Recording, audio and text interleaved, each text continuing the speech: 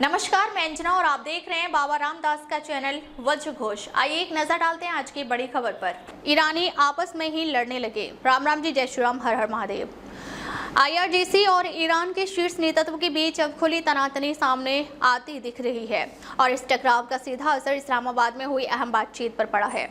इस्लामाबाद में करीब 21 घंटे चली अमेरिका ईरान वार्ता बिना किसी नतीजे के खत्म हो गई। ईरान की ओर से इस बातचीत का नेतृत्व संसद अध्यक्ष मोहम्मद बाकर गालिबाफ कर रहे थे।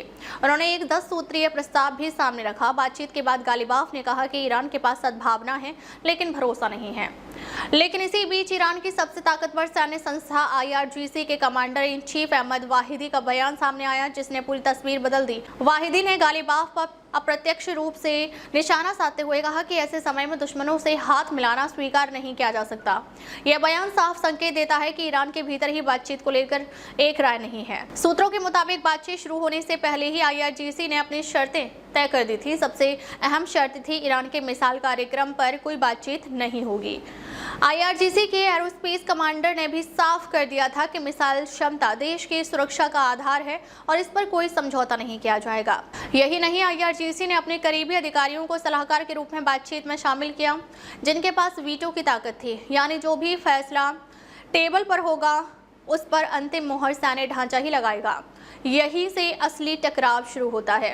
एक तरफ गालिबाफ जैसे राजनीतिक चेहरे हैं जो कूटनीति के जरिए रास्ता निकालना चाहते हैं, दूसरी तरफ आईआरजीसी है जिसके पास जमीन पर असली ताकत है, चाहे वह परमाणु कार्यक्रम हो, मिसाइल सिस्टम हो या फिर हॉर्मुज जलडमरू मध्य पर नियंत्रण। अमेरिका की ओर से जेडी वेंस ने साफ कहा कि उन्हें ईरान से यह स्पष्ट आश्वासन मिला कि वह परमाणु हथियार बनाने की दिशा में आगे नहीं बढ़ेगा। लेकिन बड़ा सवाल यह है कि क्या गालिबाफ के पास ऐसा कोई वादा करने का अधिकार था?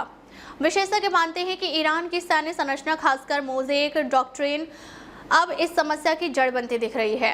यह एक ऐसा सिस्टम है जिसमें अलग अलग क्षेत्रीय कमांड को काफी हद तक स्वतंत्र अधिकार दिए गए हैं। इसका मकसद था अगर शीर्ष नेतृत्व पर हमला हो जाए तो भी सिस्टम चलता रहे।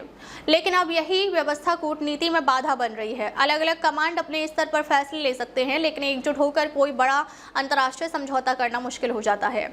ईरान के राष्ट्रपति पेजेश्कियन ने भी हाल ही में आईआरजीसी पर आरोप लगाया था कि वह अपनी कदम से कदम उठाकर देश को एक बड़े संकट की ओर धकेल रहा है। इसके जवाब में आईआरजीसी ने सख्त रुख अपनाते हुए हॉर्मुज क्षेत्र में किसी भी सैन्य गतिविधि पर कड़ी प्रतिक्रिया की चेतावनी दी है। कुल मिलाकर तस्वीर साफ है। ईरान के अंदर ही दो पावर सेंटर दिखाई दे रहे हैं, एक राजनीतिक नेतृत्व जो बातचीत चाहता है, दूसरा सैन्य ढांचा जो अपनी शर्तों पर अड़ा हुआ है। और जब तक ये अंदरूनी टकराव खत्म नहीं होता तब तक किसी भी अंतर्राष्ट्रीय बातचीत का सफल होना बेहद मुश्किल नजर आता है। राम राम जी, जय श्री राम, हर हर महादेव। अब तक के लिए बस इतना ही। फिर मिलते हैं एक ऐसी ही बड़ी खबर के साथ। तब तक के लिए नमस्कार और देखते रहिए बाबा रामदास का चैनल वज्र घोष। अगर आपको वीडियो पसंद आई हो तो लाइक करिए व शेयर करें। ऐसे लेटेस्ट अपडेट पाने के लिए बेल आइकन को प्रेस करना ना भूलें। अगर आप हमें फेसबुक या फिर इंस्टा के माध्यम से देख रहे हैं तो हमारे पेज को फॉलो जरूर करें। धन्यवाद।